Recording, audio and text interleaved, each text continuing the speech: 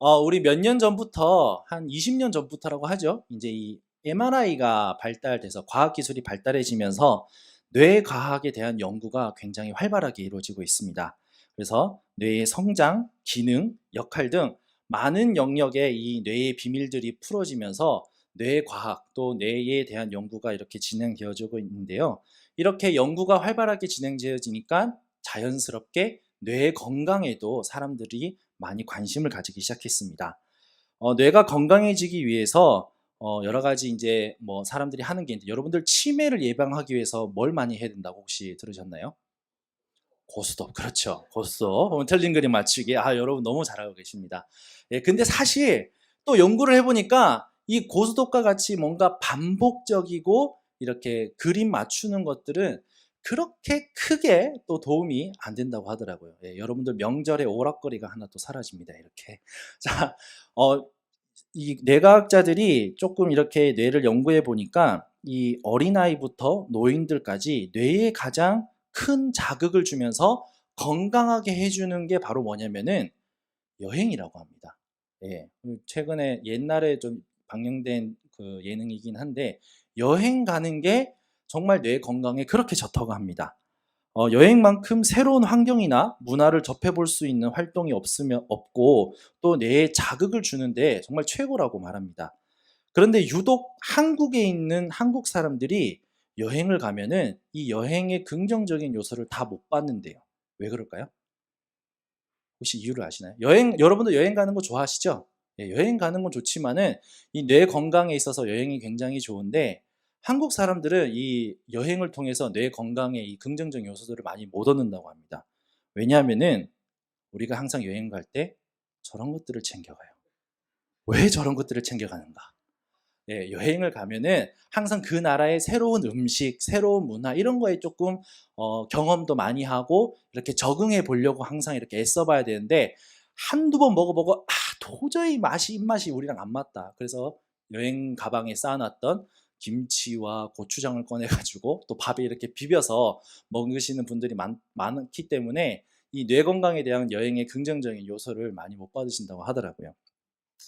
여러분, 우리 뇌는 굉장히 많은 에너지를 사용하기 때문에 빨리 쉬고 싶어 한다고 합니다. 그래서 익숙한 것, 나에게 편한 것들을 찾게 되는 것이죠.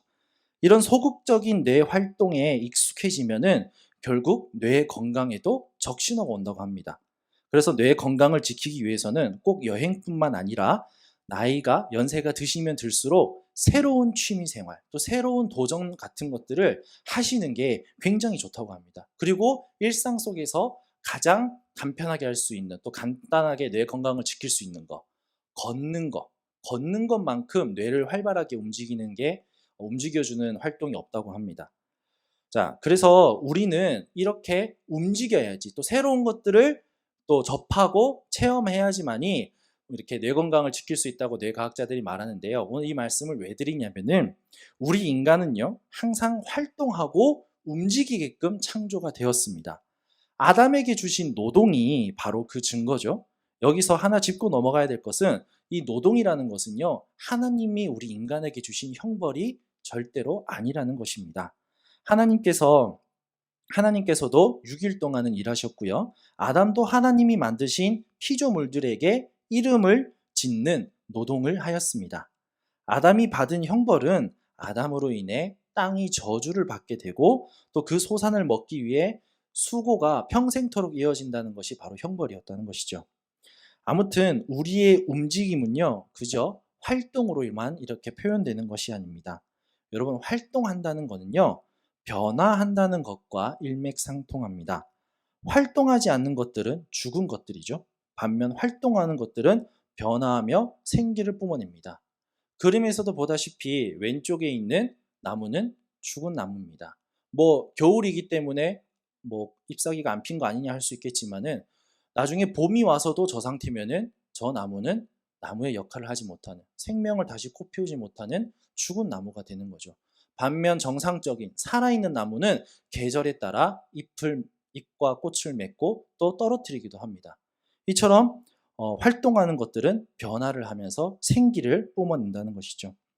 여러분, 그리스도인들도 마찬가지입니다. 그리스도인들은요, 예수 그리스도께서 영원한 생명을 받은 존재들입니다.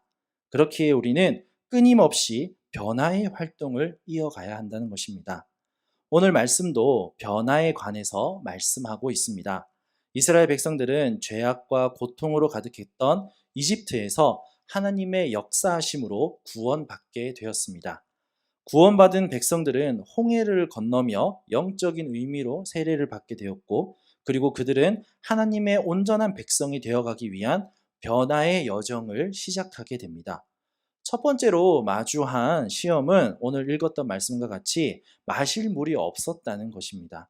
마라에서 물을 발견하지만 그 물은 너무 써서 마실 수가 없었습니다. 백성들의 시험과 고난은 자연스럽게 불평으로 이어졌습니다. 이집트에서 하나님의 심판의 역사와 홍해에서 그들을 구하신 위대한 기적을 보았음에도 어려움 앞에서는 자연스럽게 절망하고 하나님을 원망하거나 외면하게 되는 이들의 모습은 우리의 모습과도 어떻게 보면 다를 바가 없다는 것이죠. 그러나 하나님께서는 그 물을 달게 만들어 백성들이 마실 수 있게 만드셨습니다. 다시 말해서 죽음의 물을 생명의 물로 바꾸신 것입니다. 마라는 물이 솟는 샘이었습니다. 이 샘물을 히브리어로 아인이라고 합니다. 오늘 말씀의 제목처럼 아인이라고 하는데요. 그리고 이 아인에는 샘물이라는 뜻만 있는 게 아니라 우리의 눈, 보는 눈이라는 뜻도 함께 포함되어져 있습니다. 그래서 이스라엘 사람들에게는요, 물이 변화되었다는 것은 그들의 눈도 변화가 되었다는 것을 뜻합니다. 눈이 변화되었다는 것은 어떤 의미일까요? 바로 관점이 변화되었다는 것입니다. 그리고 가치관도 바뀌었다는 것입니다. 하나님은 이스라엘 백성들에게 마라의 쓴물을 단물로 바꾸시며 그들의 관점과 가치관이 달라지기를 원하셨습니다. 그들의 시선이 현실 앞에서 절망과 고난을 마주했을 때 그 너머에서 일하시고 역사하시는 하나님이란 존재가 항상 함께 계신다는 것을 그들이 깨닫기를 바라셨던 것입니다. 그러나 안타깝게도 이 마라에서 변화된 사람은 그렇게 많지 않습니다. 오직 여호수아와 갈렙만이 이 사건을 통해서 그들의 눈과 가치관과 생각이 바뀌었습니다.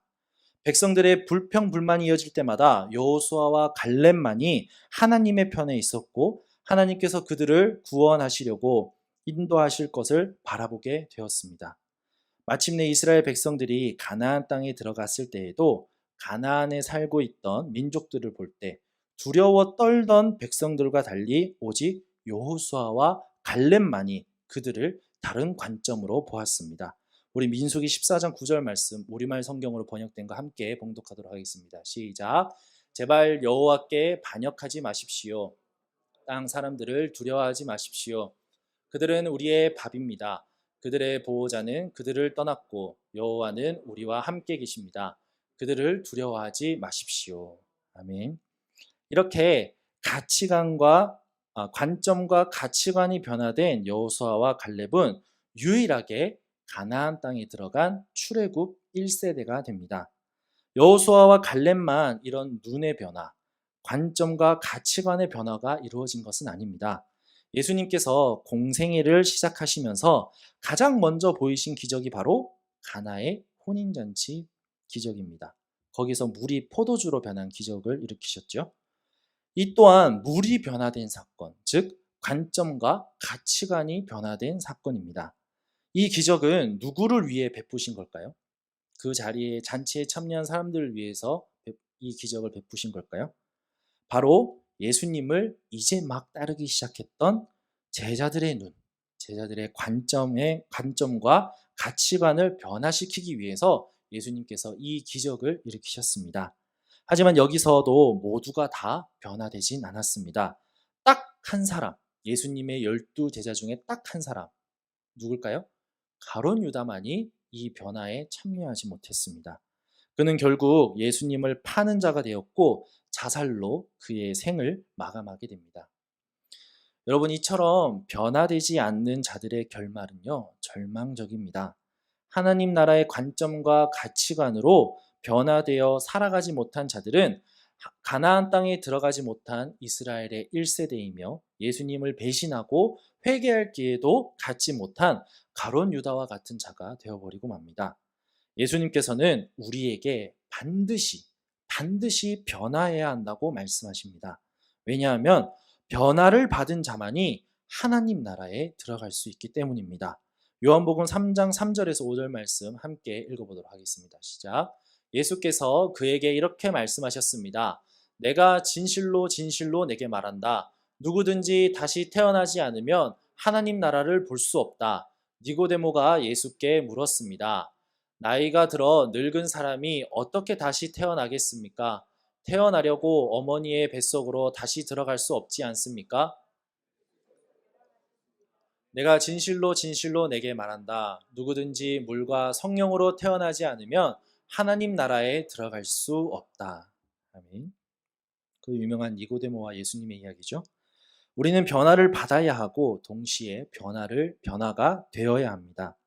예수님이 말씀하신 변화는요, 일시적인 변화와 동시에 지속적으로 이루어가야 할 변화입니다. 그렇다면 우리는 어떻게 변화가 되어야 할까요?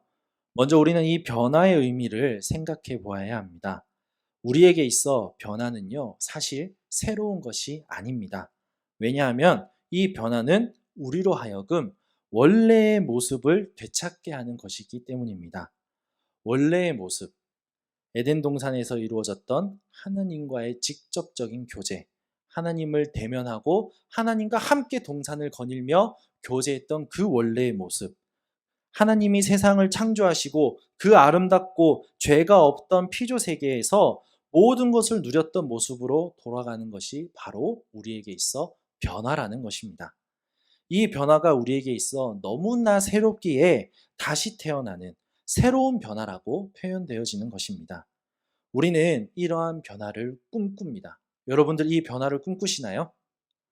하나님과의 온전한 교제, 우리가 마치 사랑하는 사람과 함께 좋은 추억을 쌓으며 서로 어루만지고 이야기 나누며 함께함의 기쁨을 누리게 되는 그러한 존재로 변화되기를 바랍니다. 그리고 그러한 변화는요, 예수 그리스도를 통해서 가능하게 되었습니다. 모세가 한 나무를 마라에 던져 쓴물이 단물로 변화되었듯이 하나님께서는 우리에게 예수님을 던져주심으로 우리로 하여금 변화될 수 있는 기회를 허락하셨습니다.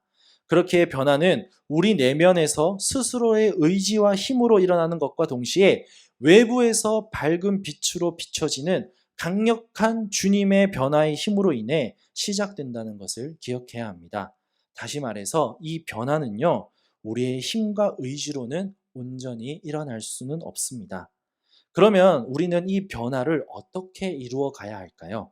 그 방법은요, 성경 곳곳에 기록되어져 있습니다. 그리고 오늘 우리가 읽은 본문 말씀에서도 찾아볼 수가 있습니다. 우리 오늘 읽었던 26절 말씀을 함께 읽어보도록 하겠습니다.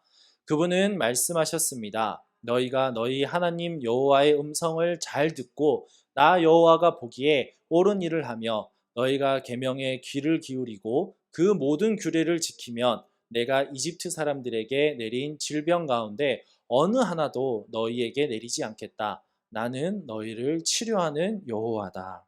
아멘.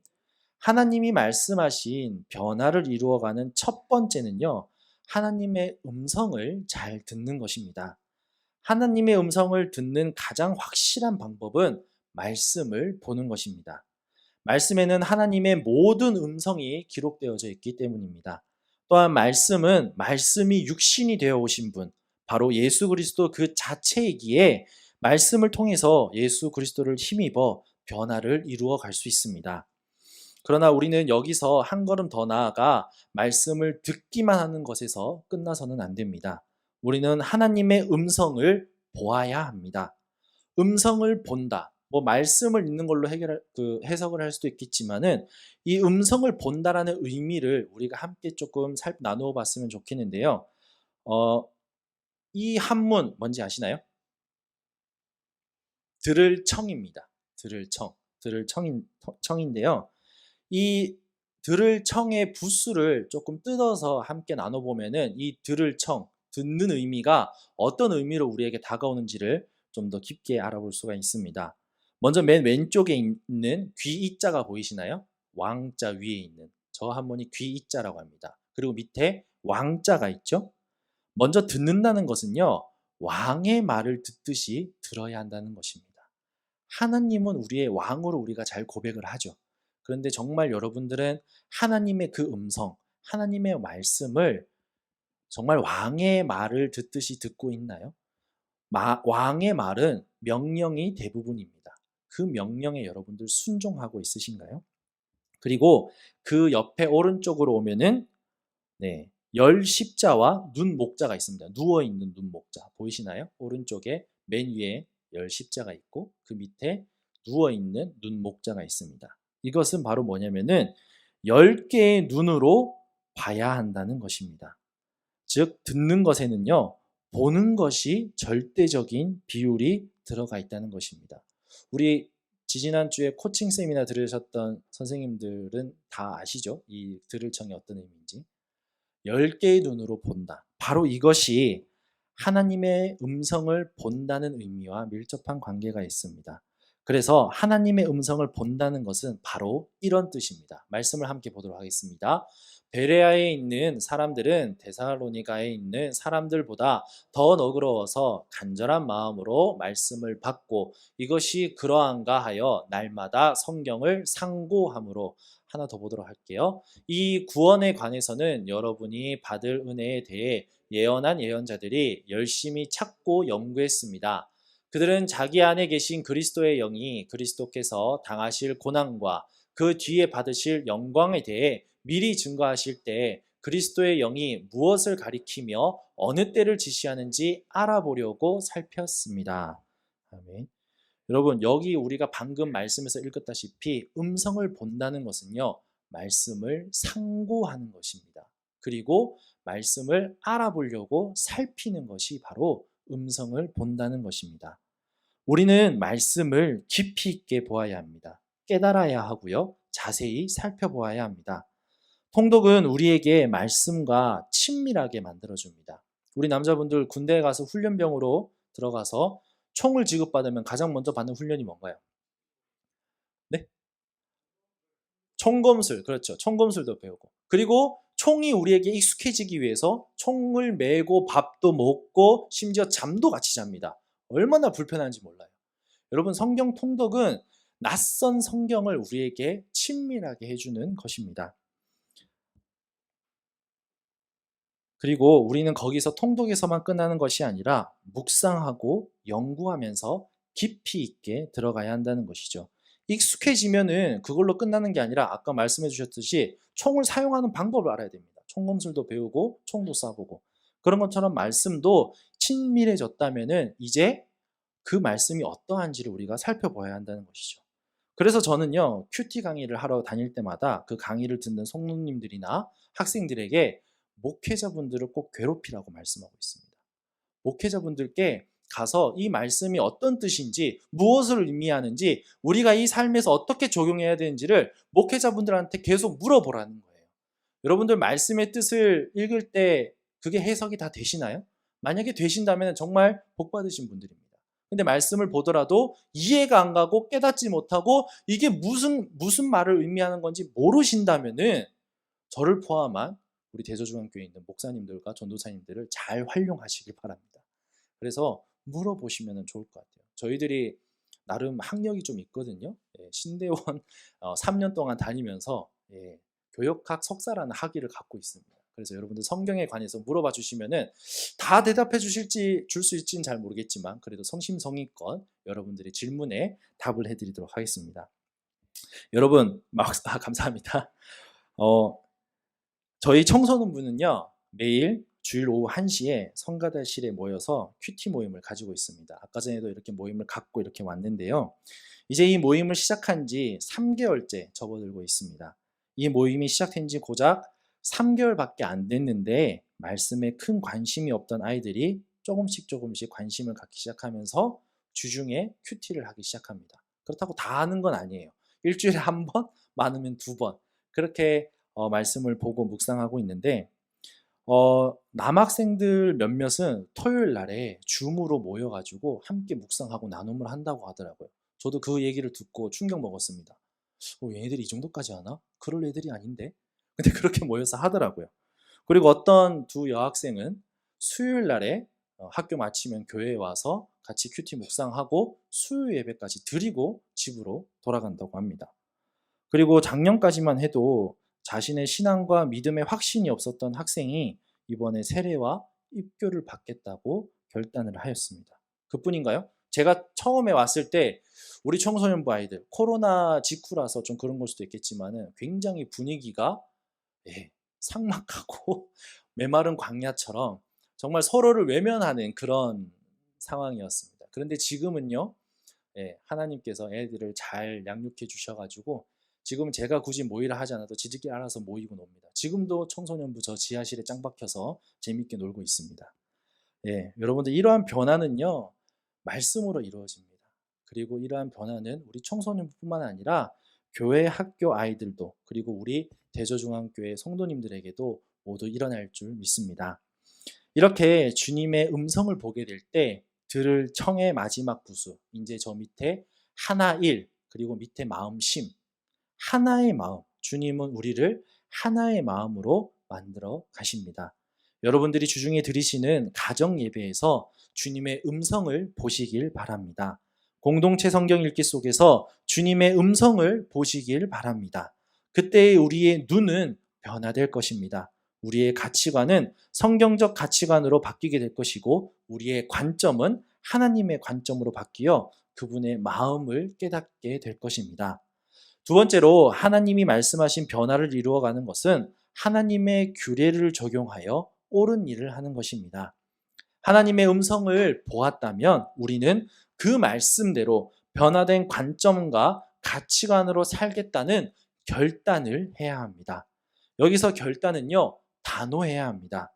하나님께서 말씀으로 우리의 관점과 가치관을 변화시켜 주셨다면 우리는 변화된 관점과 가치관대로 살아가는 하나님이 우리에게 부여해 주시는 옳은 일들을 하면서 살아가야 합니다.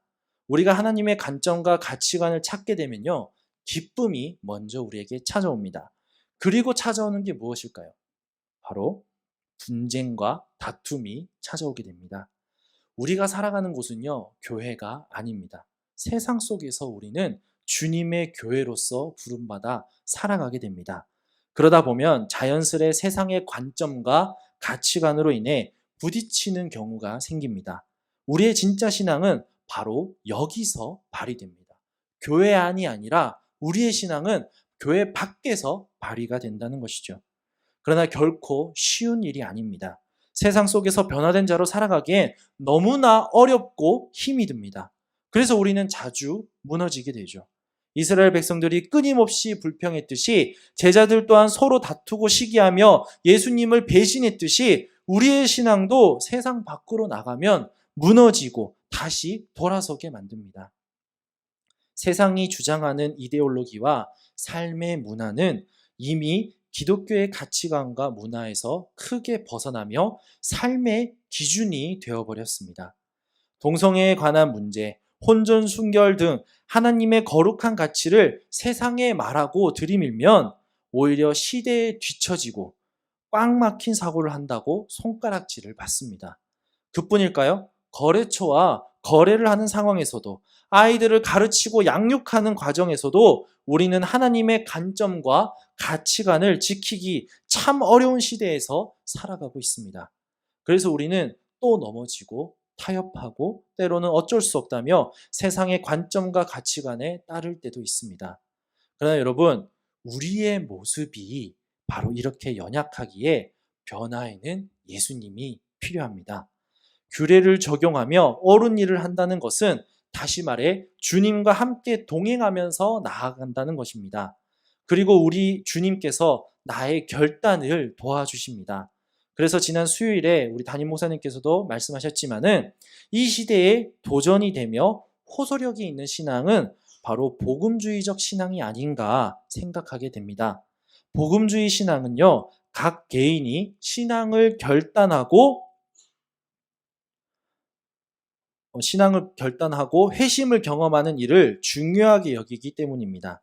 이러한 복음주의 신앙은 개인의 선택을 강조하는 오늘날 문화에도 적합하기도 하며 도전이 되기도 합니다. 왜냐면요, 그리스도를 따르기로 결단하는 일은 곧 우리의 관점이 아니라 그분의 권위에 순종하며 살아가겠다는 결단을 의미하기 때문입니다. 삭개오는 주님을 경험한 순간부터 자신의 전 재산을 팔아 가난한 자들에게 나눠주고 속인 자들에게 4배로 갚아줄 것을 결단하였습니다. 예수님의 제자들은 성령님을 경험한 순간부터 담대히 밖으로 나가 사람들에게 복음을 전했습니다. 그리스도인들을 죽이려 했던 바울은 예수님을 경험하고 그분과 동행하게 되는 순간 눈에 비늘이 벗겨지는, 세상을 보게 되는 관점이 변화되어 주님을 위해 열방에 복음을 전하는 자로 살겠다고 결단하였습니다. 여러분, 말씀의 완성은 적용에서 나오게 됩니다. 적용은 결단에서 나오며 결단은 주님의 도우심으로 가능해집니다. 여러분이 지금껏 신앙생활을 해오시면서 듣고 깨달은 하나님 나라의 법칙과 가치관은 무엇인가요? 그것대로 살겠노라 결단하고 실천하는 삶을 여러분은 살고 계신가요? 절대로 그러한 일은요, 혼자 할 수 없습니다. 오직 주님이 함께 하실 때만이 가능합니다. 그러므로 변화를 이루어 갈 때 주님의 동행하심을 구하시길 바랍니다. 아울러 함께 변화의 길을 갈 수 있는 믿음의 동역자들, 함께 한마음으로 이 길을 걸어갈 수 있는 동역자들이 함께 할 수 있기를 구하시길 바랍니다. 이러한 결단의 마음으로 실천하게 되는 옳은 일들, 주님의 일들을 습관으로 자리매김하시기를 축복합니다. 사람은 자신이 믿는 대로 행동한다고 합니다. 우리는 우리가 믿는 대상이 누구인지, 그분이 말씀하시는 것이 무엇인지 알고 있습니다. 그 믿음이 확고해질 때 그 사람의 생각이 바뀌게 됩니다. 생각이 바뀌게 되면 행동이 변화되게 됩니다. 그리고 행동이 바뀌면 습관도 바뀌게 됩니다. 사람이 어떤 행동을 함에 있어서 습관이 되는데 걸리는 시간은 3주 정도면 충분하다고 합니다. 습관이 되기 위해서는 3주만 그 행동을 반복적으로 하면은 습관이 된다고 합니다. 우리가 말씀을 통해 적용하는 실천 사항들이 우리의 믿음을 성장시키고 생각을 바뀌게 하며 행동을 바꾸고 나아가 우리의 거룩한 습관이 되기를 원합니다. 저는 매일 지키는 거룩한 습관이 하나 있습니다. 아침 시간에 1시간을 하나님께 드리는 건데요. 아침에 일어나면은 저 사진에 있는 것처럼 왼쪽부터 순서대로 합니다. 큐티를 먼저 하고요. 그리고 그 큐티한 거를 우리 아이들 단톡방과 부모님들 단톡방에 올려서 나눕니다. 그리고 성경 통독 읽기표를 봐서 저렇게 성경을 읽고요. 그 다음에 톨스토이가 정리한 좋은 글들 모음집, 인생 독본이라고 하는데 저 책을 이제 요일별로 정리된 걸 읽습니다. 그리고 마지막으로 2번째 큐티 도덕경을 읽습니다. 도덕경을 보면서 이렇게 좀 이렇게 생각할 것들을 생각해보고 하는데요. 처음에 이런 습관을 만들기란 쉽지 않았습니다. 책 같은 거를 저는 읽는 사람이 아니었거든요. 큐티도 마찬가지고요. 저는 정말 게으른 사람이었습니다. 오죽했으면 저희 어머니가 저를 보고 너는 잠으로 망할 것이다 라는 저주를 저에게 퍼부으실 정도로 저는 잠도 굉장히 많았고 게으름뱅이였습니다. 일도 계속 뒤로 미루고요. 그런데 그 게으름뱅이가 자신의 의지로 변화가 가능했을까요, 이렇게? 저 같은 사람을 변화시키신 분은 하나님이셨습니다. 하나님을 향한 믿음이 확고해지는 체험을 한 뒤부터는 저의 생각도 행동도 습관도 바뀌었습니다. 그 게으름뱅이가 지금 성경을 7독을 이제 하고 있는 중입니다. 매일 아침 묵상하는 말씀으로 하루하루를 살아가는 경건한 힘을 얻어가는 한 그리스도인으로 변화되었고 감히 주님의 말씀을 여러분 앞에서 선포하게 되는 한 목회자로 변화되었습니다. 여러분들이 각자 가지고 있는 거룩한 습관이 있으시다면 끝까지 지켜나가시기를 축복합니다. 만약 이러한 거룩한 습관이 없으시다면 오늘부터 결단하심으로 하나님께 구하시길 바랍니다. 우리 주님께서는 그분의 뜻을 구하는 이들에게 후히 주이시는 분이십니다. 그분의 말씀 안에서 믿음을 통해 생각과 행동이 변하고 거룩한 습관을 통해 말씀을 전하고 적용하는 은혜의 삶을 살아가시기를 축복합니다. 이제 한 가지 질문을 드리며 말씀을 맺도록 하겠습니다. 여러분, 이게 뭔가요? 멍게. 맛있게 생기지 않았나요?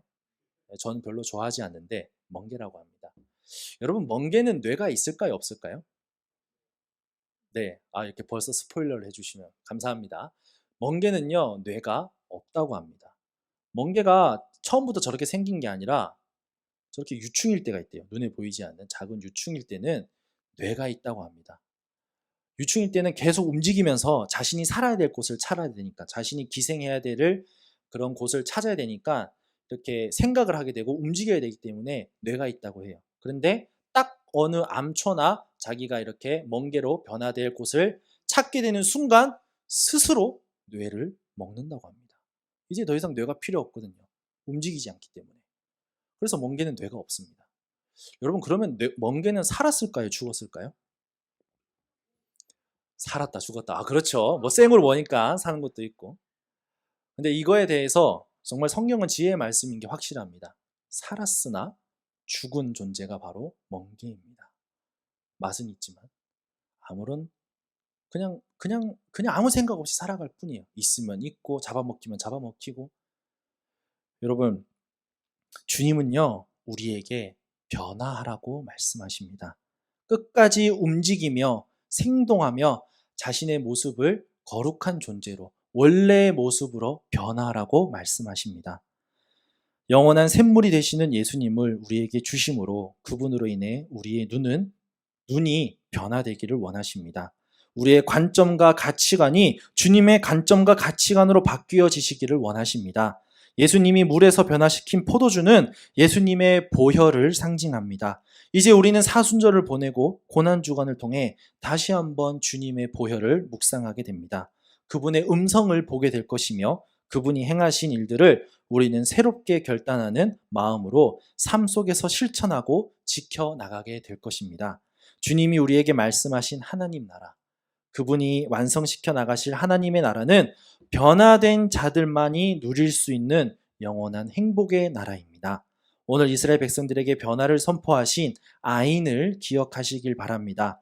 주님과 동행하며 변화를 이루어감으로 말미암아 가나안에 들어갔던 여호수아와 갈렙처럼 주님께 받은 성령으로 복음을 담대히 전하며 주님의 가르침대로 살아갔던 제자들처럼 하나님 아버지의 관점과 가치관대로 살아내는 대저중앙교회 성도님들이 되시기를 축복합니다. 기도하시겠습니다.